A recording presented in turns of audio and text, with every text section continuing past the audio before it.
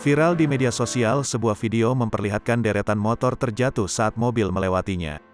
Terlihat sejumlah sepeda motor yang ambruk akibat sebuah mobil yang melintas di jalan yang tergenang air hujan dan banjir. Sontak saja kejadian tersebut membuat warga di sekitar dan pemilik motor marah-marah dengan memaki pengendara mobil tersebut.